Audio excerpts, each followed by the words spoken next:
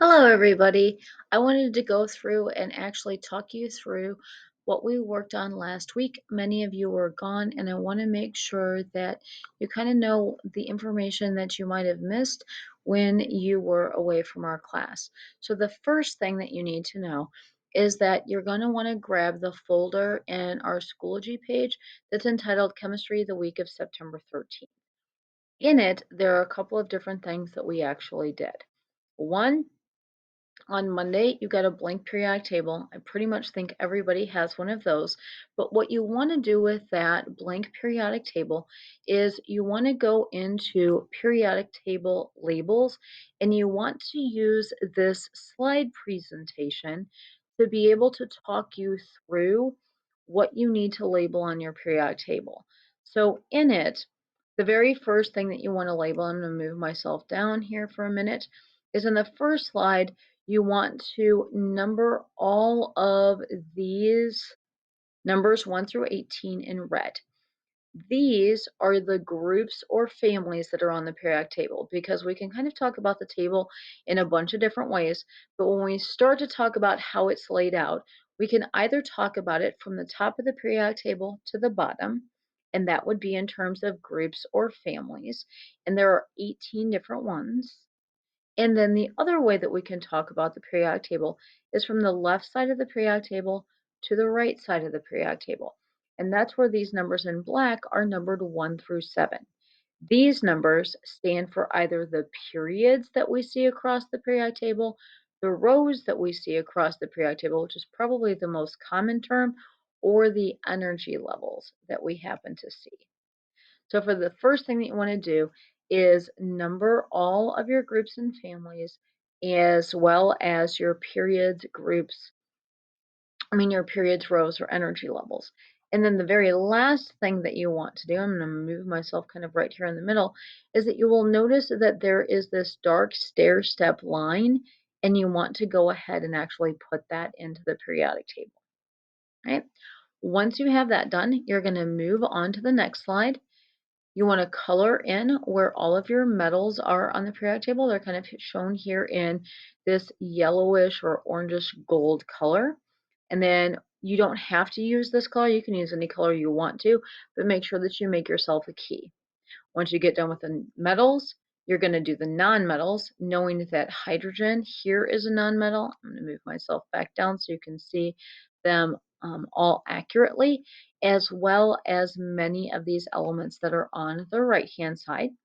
When you get done with the nonmetals, you want to color in these 9 elements that are right along the staircase that are metalloids. Okay, metalloids, in order to be a metalloid, they must touch their staircase on at least one side.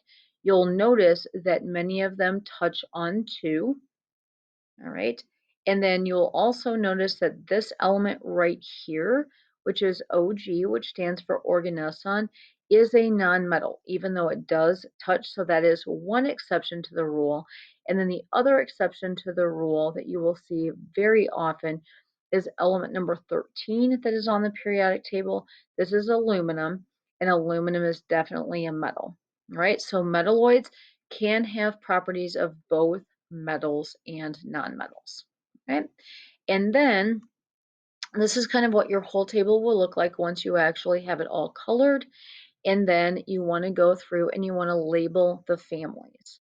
Right, so don't worry about recoloring them this way. But number 1 is the alkali metals, or family number 1 or group number 1 is the alkali metals. You can write them in your periodic table this way. You could also make a table for them on the back of your periodic table, but just so that you know, group or family is alkali metals. Family number 2 is the alkaline earth metals. This whole group that is here in green is families 3 through 12, and collectively we call them the transition metals. Then we're going to jump to the far right of the periodic table. Family 17 is the halogens. Family 18 is the noble gases. Down here, these 2 rows at the bottom of your periodic table are called the rare earth metals. And that basically brings you to the end of this particular slideshow, right? What it doesn't give you a name for are families 13 through 16. Families 13 through 16 are named by the element that is at the top of the column. So family 13 is boron's family, family 14 is carbon's family, family 15 is nitrogen's family, and family 16 is oxygen's family. So going across the periodic table, the names of all the groups or families, family 1 is the alkali metals, family 2 is the alkaline earth metals, family 3 through 12 are the transition metals because you're transitioning from the metal side of the periodic table and you are getting closer to the nonmetals. Then 13 is borons, 14 carbon, 15 nitrogen, 16 oxygen, 17 is the halogens, 18 is the noble gases, and the two rows at the bottom are the rare earth metals. All right. After you get done with this particular periodic table kind of slideshow, then you want to go to the other link that is in your folder for September 13th, and you want to copy down the metal characteristics, right? There are many characteristics that metals have. We are just going to focus on 5 of them, all right? So basically, you have 3 types of elements that are on the periodic table. You have metals. We're going to go over the characteristics of those.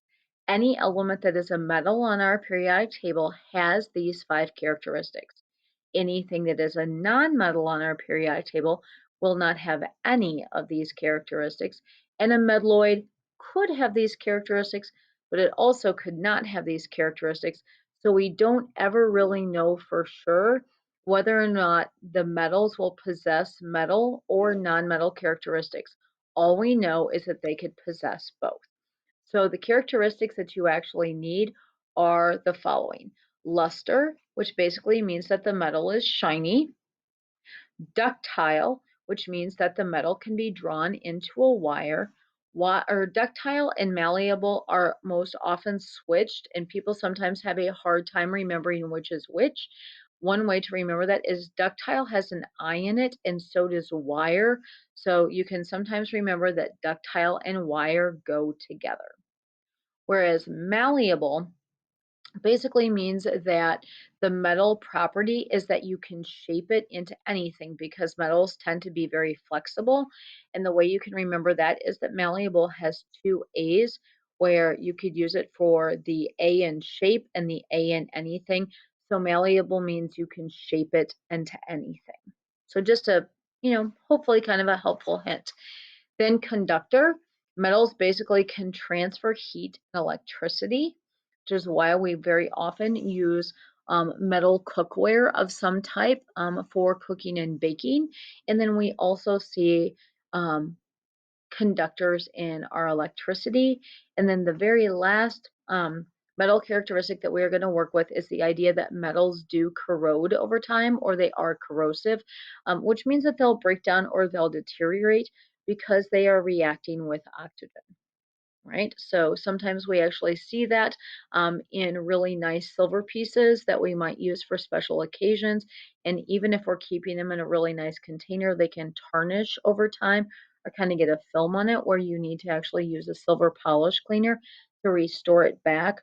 Or we see it as iron oxide, maybe on our cars when the protective coating actually gets removed, when we get a door ding or a scratch on our cars, and then as it reacts over time with oxygen, it turns into what we call iron oxide. We kind of know that as rust.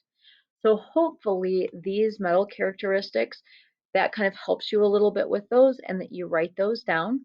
Once you have those, you need to kind of come and talk to me about them if you have any questions before you take your quick check quiz. Thanks so much for stopping by.